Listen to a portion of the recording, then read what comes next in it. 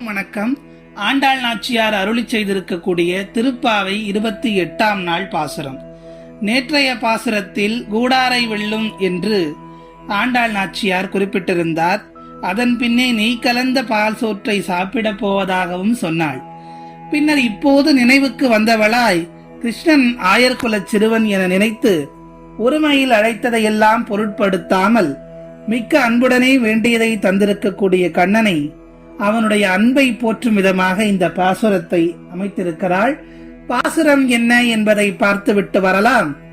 கறவைகள் பின் சென்று கானம் சேர்ந்துண்போம், அறிவொன்றும் இல்லாத ஆயர் குலத்து உன்றன்னை, பிறவி பெருந்தனை புண்ணியம் யாமுடையோம், குறைவொன்றும் இல்லாத கோவிந்தா, உன் தன்னோடு உறவேல் நமக்கிங்கு ஒழிக்க ஒழியாது, அறியாத பிள்ளைகளோம் அன்பினால் உன் தன்னை சிறுபேர் அழைத்தனவும் சீரியருளாதே, இறைவா நீ தாராய் பறையேலோர் எம்பாவாய் என்பது ஆண்டாள் நாச்சியார் அருளி செய்திருக்கக்கூடிய 28வது நாளினுடைய திருப்பாவை பாசுரம்.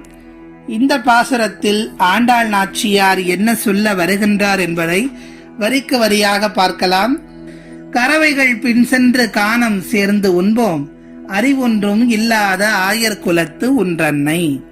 பசுக்களை மேய்வதற்காக இப்போது அந்த ஆயர் குலத்திலே இருக்கக்கூடிய அந்த மக்களை பற்றி சொல்லுகின்றாள். பசுக்களை மேய்வதற்காக காட்டுக்கு அழைத்து சென்று அங்கே பசுக்களை மேயவிட்டு மற்றவர்களோடு கூடி உண்ணக்கூடிய ஆயர் குலத்திலே பிறந்திருக்கக்கூடிய அறியாத சிறுமிகள் நாங்கள் என்று சொல்லுகின்றாள்.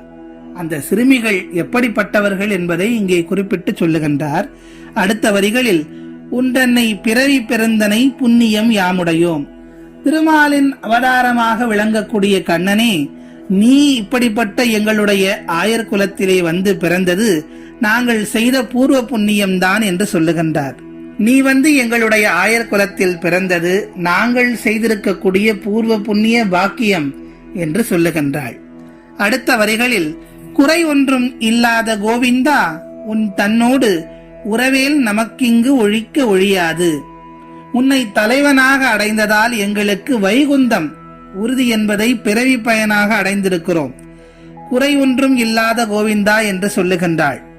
உன்னையே நாங்கள் தலைவனாக அடைந்து உன்னை வழிபட்டதால் பிறவி பயன் என்பது இல்லை. அடுத்தது எங்களுக்கு பிறவி என்று ஒன்று இல்லை என்பதை இங்கே அறுதியிட்டு உறுதியாக சொல்லுகிறாள் ஆண்டாள் நாச்சியார்.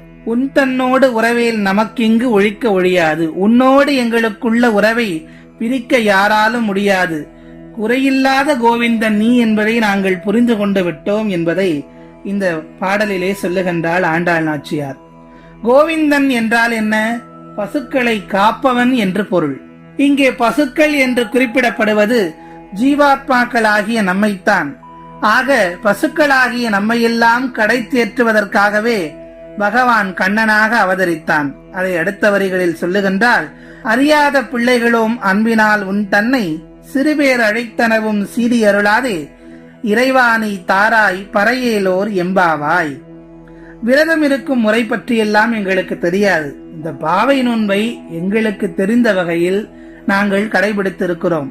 இப்படி இந்த பாவை நோன்பு இருக்கின்ற போது மாலே, மணிவண்ணா, கண்ணா, வைகுந்தா என்றெல்லாம் உன்னிடம் உள்ள உரிமையின் காரணமாக ஒருமையிலே அழைத்தோம். அதற்காக நீ கோபித்துக் கொள்ளாதே எங்கள் இறைவனே, எங்கள் நோன்பை நீ ஏற்றி அருள்வாயாக என்று சொல்லுகின்றாள். அன்பினால் உன் தன்னை சிறுபேர் அழைத்தனவும், எங்களுக்கு எதுவும் தெரியாது, அறியாத பிள்ளைகளாக இருக்கக்கூடிய இந்த சிறுமிகளை எல்லாம் நீ ஏற்று அருள் புரிந்து நாங்கள் ஏதோ எங்களுக்கு தெரிந்த வகையில் இருந்த இந்த பாவை நோன்பினுடைய பலனை நீ எங்களுக்கு தந்தருள வேண்டும் என்று கேட்கின்றாள். அந்த பாவை நோன்பினுடைய பலன் என்ன? அதைத்தான் சொல்லுகின்றாள். பறையேலோர் எம்பாவாய், எங்களுக்கு அந்த மோட்சத்தை, முக்தி நலப்பேற்றை நீ தர வேண்டும் என்று ஆண்டாள் நாச்சியார் கேட்கின்றாள். ஜீவாத்மா குறைகள் உடையன, ஆனால் பரமாத்மாவோ பரிபூரணர். அவரில் குறைகளே இல்லை. சகல கல்யாண குணங்களும் அவருடையன. அப்படிப்பட்ட இறைவனை குறை ஒன்றும் இல்லாத கோவிந்தா என்று போற்றுகின்றாள் ஆண்டாள் நாச்சியார். ஒவ்வொருவருக்கும் ஒரு பெருமை. ஆயர் குலத்தவருக்கோ அந்த பரந்தாமன் தன் குடியில் வந்து தோன்றினான் என்று பெருமை. முன்னோர் எத்தனை புண்ணியம் செய்திருந்தால் ஒரு குலம் அப்படி ஒரு பாக்கியத்தை பெறும்? அது குறித்து பெருமிதம் அவர்களுக்குள் இருக்கிறது. இந்த உலகத்தில் எதுவும் அவர்களை ஒன்றும் செய்ய இயலாது.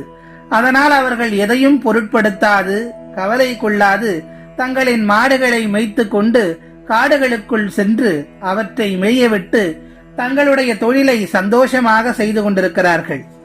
இது ஒரு விதத்தில் கவலையற்ற, சகலத்தையும் அவன் பாதங்களில் சமர்ப்பித்துவிடும் வாழ்க்கை. வேறு தவங்களும் தானங்களும் வேண்டாத வாழ்க்கை. ஆண்டாள் நாச்சியாருக்கு இந்த ஆயர்குல வாழ்வில் பெருமிதம். ஆனாலும் இந்த பெருமிதம் எங்கே மற்றவர்களுக்குள் ஓர் அகங்காரத்தை தோற்றுவிட்டு விடுமோ என்ற ஐயம்.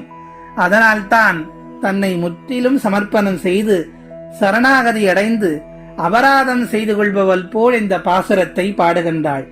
சீறி அருளாதே, எங்களுக்கு அருள் செய்ய வேண்டும் என்று அந்த பரந்தாமனை கேட்கின்றாள். கருணையின் வடிவாக விளங்கக்கூடிய அந்த நாராயணன் ஆண்டாள் நாச்சியார் சொல்வதைப் போல் பறை நலத்தை நமக்கு தருவான். ஆகவே நாமும் அவனுடைய தாளை பணிந்து அவன் அடியை போற்றுவோம். மீண்டும் நாளைய திருப்பாவை 29வது பாசுரத்தில் உங்கள் அனைவரையும் சந்திக்கிறேன். வணக்கம்.